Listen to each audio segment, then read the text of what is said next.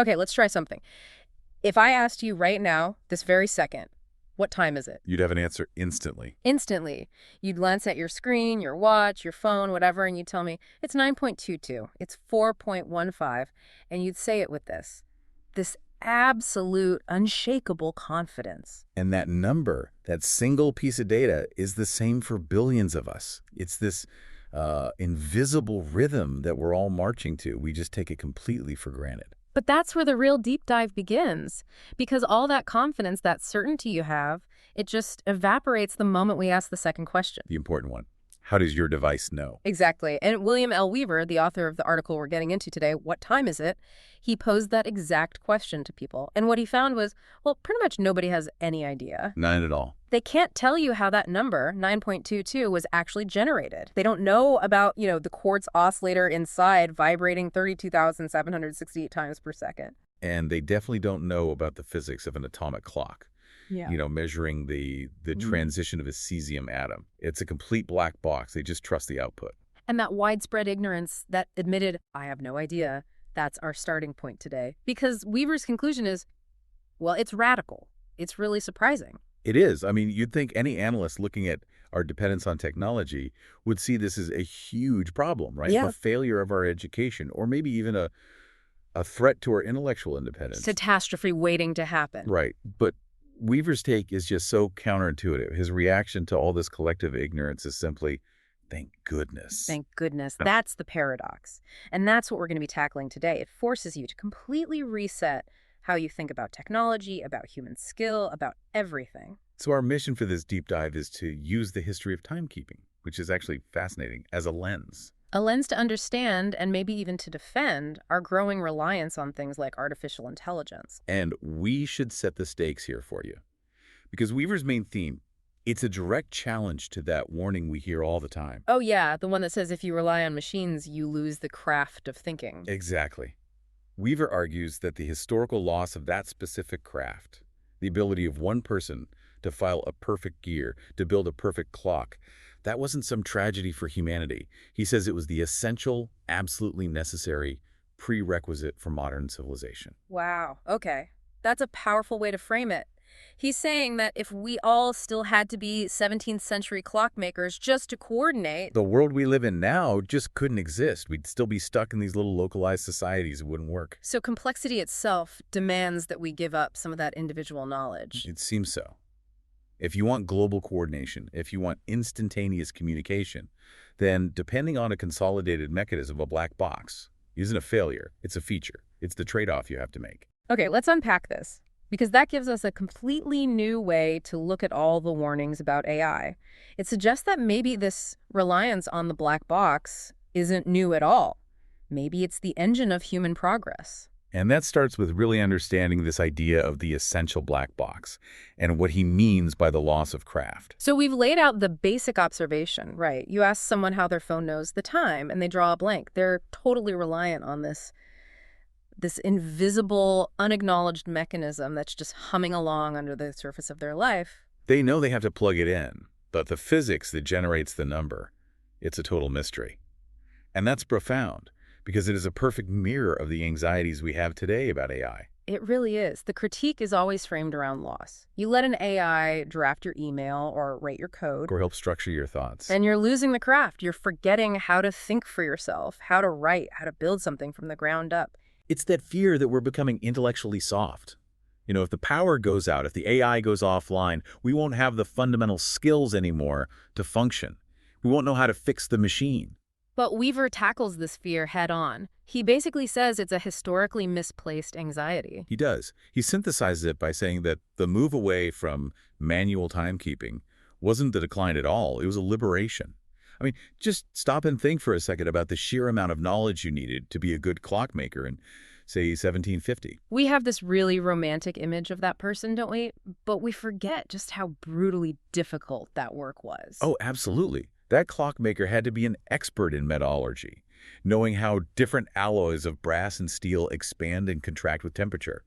They needed to be a master of geometry to design gear teeth that, meshed perfectly with minimal friction. And physics, too. Calibrating the escapement mechanism, that little lever that gives you the tick-tock.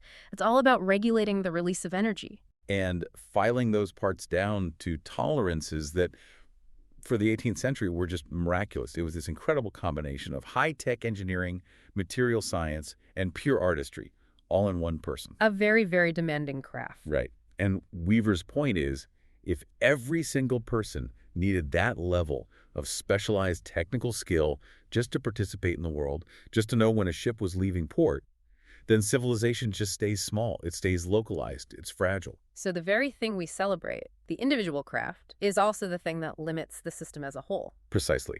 The loss of the individual craft of filing one perfect gear wasn't a failure of human intellect.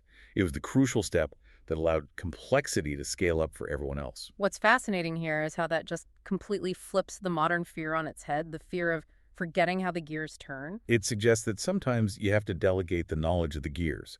You have to put that technical detail into a black box so that you can free up your own cognitive energy to work on a different problem. It moves the focus away from the micro tragedy of the one lost skill to the macro triumph of this huge, coordinated, accessible system. The specialized knowledge gets consolidated. It gets automated. It becomes an invisible foundation so that the rest of us can think about other things besides just keeping ourselves in sync. And to really get how foundational this is, we have to go way, way back. Before clocks, before gears. Weaver brings up this philosophical idea he calls the river of reality. I love that phrase, the river of reality.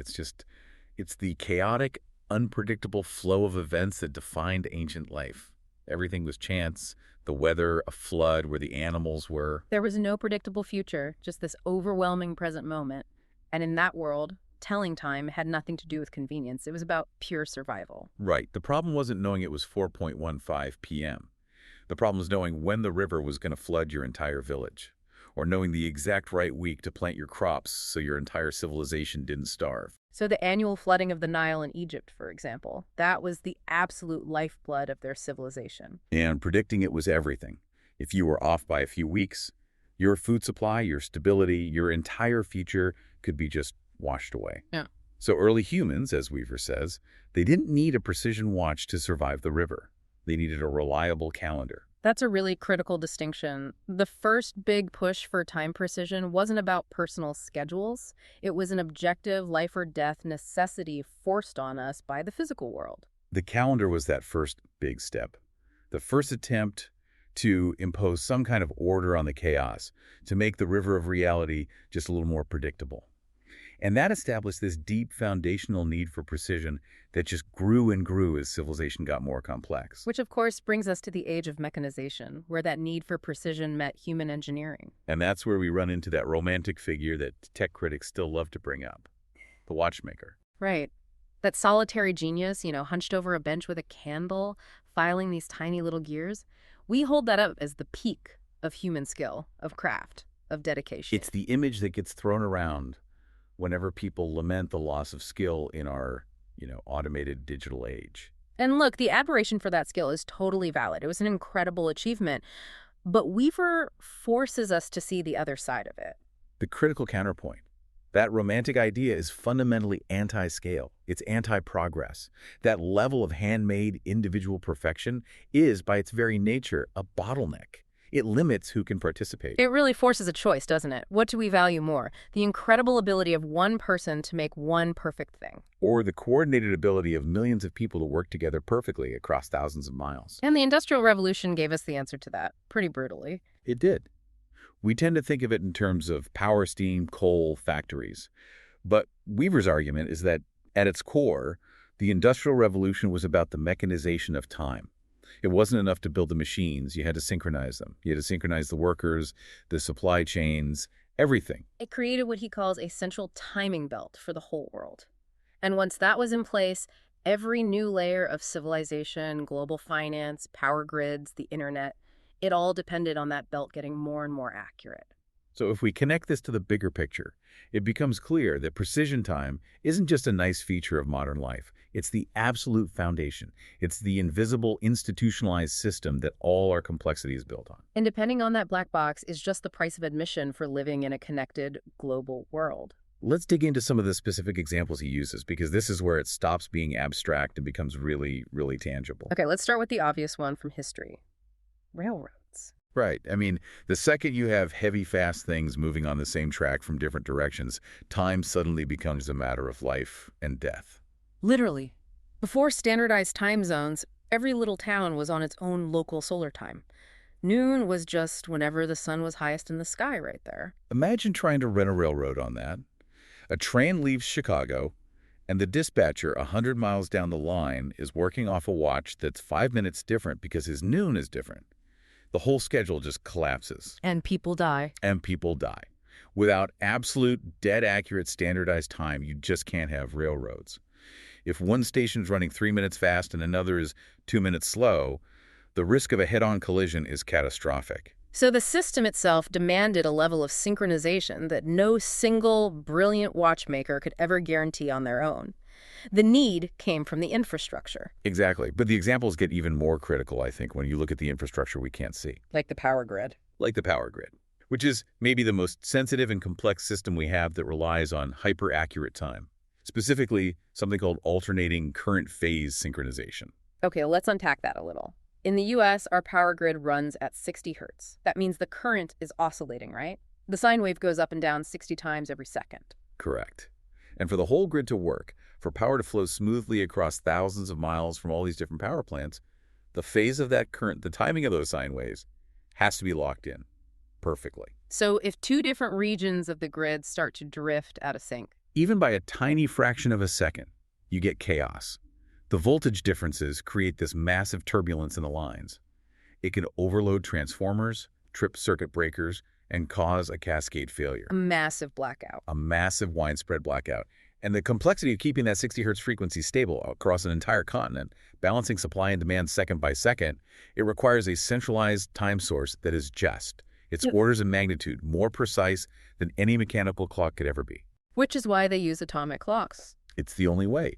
They use protocols that are synchronized to atomic clocks, which measure the stable, unchanging vibration of atoms to make sure every single power plant is pushing out current in the exact same rhythm. That is just staggering. You flick a switch and you never once think that the reason the light comes on is because a network of atomic clocks is preventing the entire national power grid from tearing itself apart. It's the ultimate black box. It's invisible, but if it fails, civilization grinds to a halt. And that same level of precision is what enables our global infrastructure, too. I'm thinking of GPS. The perfect next example. We use it for everything, but most people don't realize that GPS is fundamentally a timekeeping system. The positioning part is actually a result of the timekeeping. It's all about timing the signals, right? Precisely. Your phone's GPS receiver is listening for signals from multiple satellites orbiting the Earth. It calculates your position by measuring the tiny, tiny differences in the time it takes for those signals to arrive. And because those signals are traveling at the speed of light, any error in timing gets magnified enormously. Hugely. If the clock on the satellite or the clock in your phone is off by just 1/1,000,000th of a second, a microsecond, your location is off by about 1,000 feet. 1,000 feet. So you'd be blocks away from where you think you are. Exactly. To get the accuracy we expect now down to just a few feet or even inches, you need synchronization down to nanoseconds, billionths of a second. And that requires not just atomic clocks on the satellites, but also, don't they have to account for Einstein's theory of relativity? They do. It's mind-boggling. Yeah. Time literally moves at a slightly different speed for the fast-moving satellites than it does for us down here on Earth's surface. The system has to constantly run complex calculations to correct for that relativistic effect. That is a specialized craft, if I've ever heard one. And it's all happening inside the black box just so I can get directions to a coffee shop. And it's the same for global banking, for high-frequency trading. It's the same for the internet itself. All of it depends on a shared, verified, synchronous clock. Without it, the whole system descends into chaos. So Weaver's point is that this move from the sundial to the atomic clock wasn't a loss for humanity. Not at all. We didn't lose something. We gained this incredible, profound ability to coordinate human action on a global scale that was just impossible before. And I want to pause here just to really stress this for you, the listener. Every single thing you're probably doing right now, your phone working, a bank transfer processing, the light staying on, your Maps app, it is all completely dependent on these timekeeping mechanisms that you don't understand. And more importantly, that you don't need to understand to get the benefit. The invisible foundation is already here. It works. And it's undeniably a good thing. And that established reality, that functional black box, That's the logical foundation for his entire argument about AI. So we bring it all back to today, back to the How? current moment and all this anxiety around artificial intelligence.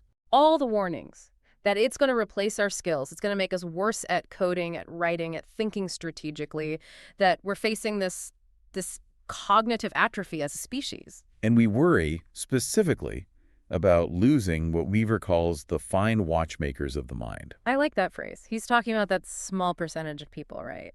The 1% who have the innate talent, the genius, the decades of training to be truly exceptional at a specialized intellectual skill. The person who can master a complex coding language like C++, Brad, or the composer who can write a symphony, or the speechwriter who can craft rhetoric that changes history. And the fear is that if AI can do a good enough version of those things instantly, then that 1% will just disappear. And that deep specialized knowledge, the intellectual craft, will be lost forever. Well, forget how to file the intellectual gears. But Weaver would say that's the 1% fallacy at work. Is that a fair way to put it? He's saying our focus on that 1% is misplaced.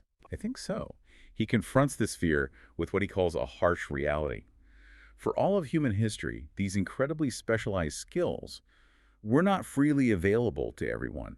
They were, and I'm quoting here, gated behind immense barriers of talent and training. Right. Not everyone can be a master clockmaker. You had to be born with a certain aptitude or have access to a long apprenticeship or have the wealth to just dedicate your life to it. And it's the same with intellectual craft today.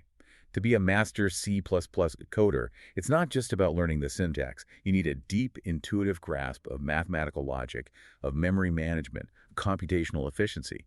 That skill is just not accessible to 99% of people, even with a computer in front of them. So the intellectual watchmaker was always the exception, not the rule. And the other 99% of us. For the most part, we were excluded.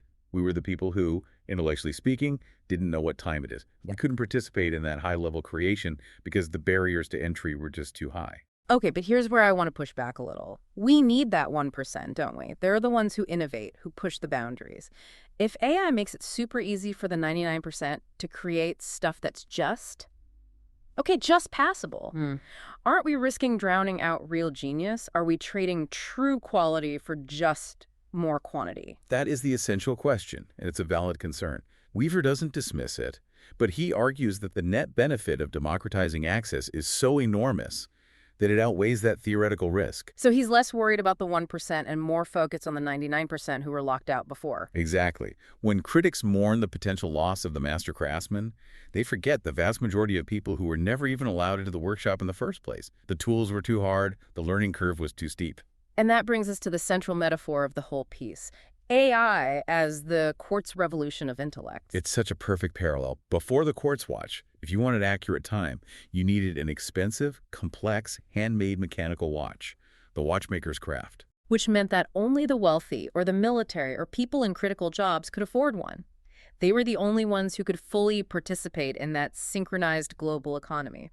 Then the quartz watch comes along. It's cheap, it's mass-produced, you don't need to know a thing about how it works, and it's incredibly accurate. It didn't kill the high-end mechanical watch industry. No, that still exists as a luxury market. Right. But it fundamentally changed society. Suddenly everyone, no matter how rich or poor, no matter if they knew what an escapement was, could participate. They knew what time it was. And AI does the same thing for creating things, for intellectual output. It allows the other 99% of humanity to participate in what he calls the economy of creation. It just bypasses those huge historical barriers of talent and training. It's universal intellectual synchronization. Here's where it gets really interesting for me. When you move past just, say, writing an essay, think about the specific examples he gives of what this enables. Like the person who has a brilliant, world-changing idea for a novel, a really deep and complex story. But their grammar is poor.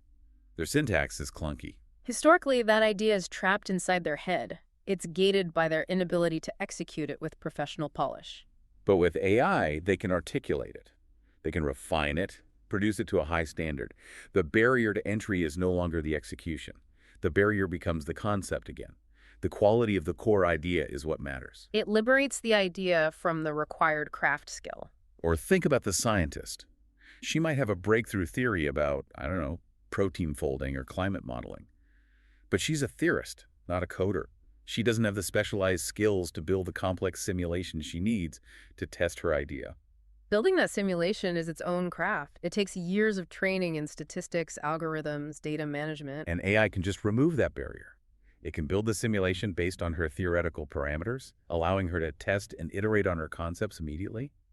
The machine handles the execution so the human can focus on the theoretical leap. This totally reframes AI. It's not a destroyer of craft for the 1%. It's a massive accessibility tool for the 99%. It synchronizes knowledge and capability. It allows all this latent talent that might have been hidden behind a skill deficit to finally come out and contribute. It lets the person who's great at concept but poor at execution finally bring their ideas to life. They're just leveraging the AI black box the same way we all leverage the time black box to catch a flight. You don't need to know the physics to benefit from the function. But this really forces us to reconsider what intellectual value even is. Are we valuing the manual craft of filing the gear? Or are we valuing the speed and coordination that the machine enables? And if the value shifts to the concept, to the breakthrough idea, to the speed of testing, then losing the old craft isn't a tragedy, it's a benefit. And that leads into what, for me, was the most powerful and mind-ending part of Weaver's argument, this idea of the future we can't even see yet, the GPS civilization. This is where he zooms way out. He looks at the current debate about AI, where everyone is still fixated on these very small questions. Right. Will students forget how to write a 5-paragraph essay? Will junior coders forget basic HTML? And Weaver says that this kind of thinking completely misses the point. When we worry about those things, we're fixating on what he calls sundial skills. Sundial skills, I like that. They're basic historical requirements that were necessary before we had better tools. Exactly. We're so busy worrying about the sundial that we're ignoring the entire new civilization that's about to be built on top of this new intellectual foundation. The scale of that perspective shift it's huge. We're stuck here arguing about how to teach the basics better when the basics themselves are on the verge of becoming obsolete. And this is where his analogy about layered technology is so critical. He asks us to imagine going back in time and talking to an ancient Egyptian priest. Okay, so this priest is the master astronomer of his day. He's the pinnacle of his civilization's knowledge. He understands the stars. He can predict the flooding of the Nile. He's the watchmaker of his era. Absolutely. Now imagine trying to explain to him that one day, a little flat box in your pocket will use the vibration of invisible cesium atoms on metal tubes orbiting the Earth to guide him instantly to a specific street corner on the other side of the world. He wouldn't just be skeptical. The concepts would be genuinely inconceivable. He couldn't imagine GPS or Uber or air traffic control. Why not? Because those technologies are layered on top of a foundational level of accuracy atomic time that was completely unimaginable in his world. His imagination was constrained by the limits of his tools. The priest couldn't conceive of a GPS civilization because the prerequisite for it, the atomic clock, was missing. And that is the profound parallel. That's the important, challenging question he leaves us with.